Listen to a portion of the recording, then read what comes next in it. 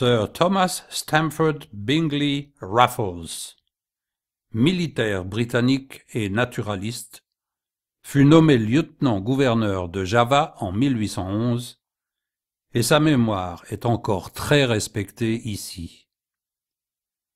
Cela pourrait être parce qu'il a aboli l'esclavage et le travail forcé sur notre île, ou même parce que, 8 ans plus tard, il deviendra célèbre en créant la ville-État de Singapour. Mais non. Si nous vénérons ce personnage, c'est pour sa sagacité, sa curiosité et sa vision qui le poussèrent à commanditer d'importantes recherches, menées par l'ingénieur Cornelius, uniquement sur la base d'une vague légende parlant d'un ancien monument dans la région de Yogyakarta. Pendant 2 mois, Cornelius et ses 200 hommes cherchèrent, sondèrent et creusèrent le sol, et finalement trouvèrent le monument. Ainsi, grâce à Sir Thomas Raffles, se dévoile devant nous le plus grand monument bouddhiste du monde.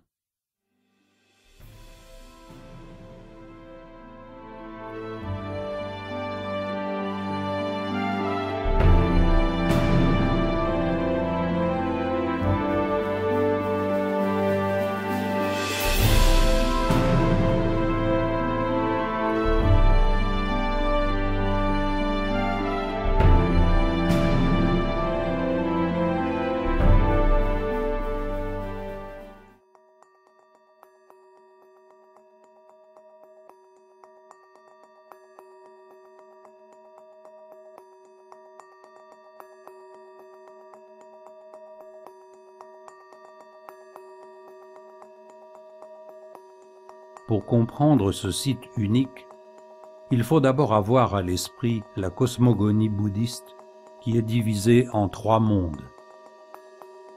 Le Kamadhatu, qui représente le monde ou la sphère des désirs et de la faiblesse humaine.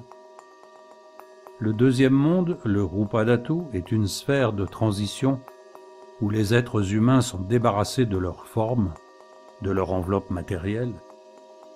Et enfin, la Rupadhatu, qui est la sphère du détachement, de la perfection et de l'illumination.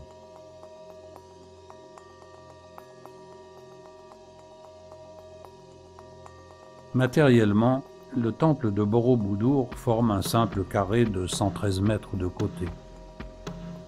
Mais spirituellement, c'est un stupa, c'est-à-dire une structure architecturale représentant le Bouddha de façon non figurative.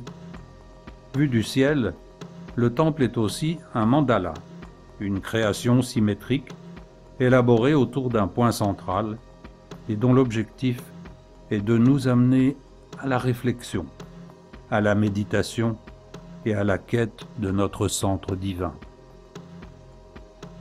En résumé, ce temple est une sorte de montagne initiatique que le sage gravit palier par palier pour atteindre son sommet, allant de la pluralité à l'unité.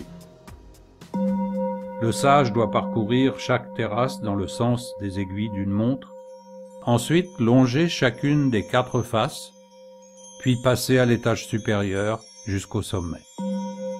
Ce parcours que nous appelons Pradaksina invite les pèlerins à lire et interpréter les bas-reliefs exposés de chaque côté des corridors. Ces panneaux narratifs, il y en a plus de 2500, ceinturent Borobudur sur 5 paliers et représentent différentes scènes de la vie de Bouddha sur une fresque de 5 kilomètres.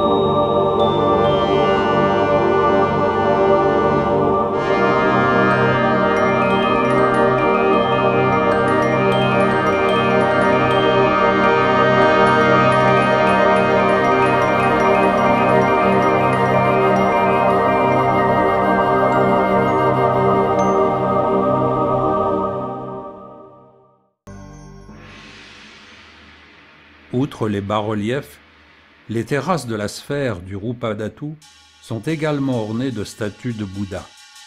Il y en a 504 au total. Tous ces Bouddhas ont un nom spécifique, reconnaissable souvent à la position de la tête et des mains. Ainsi, les paumes des mains tournées vers la terre signifiant sa victoire sur les forces du mal. Les paumes ouvertes, signe de bénédiction. Les doigts ouverts pour donner un avis avec son cœur honnête et pur.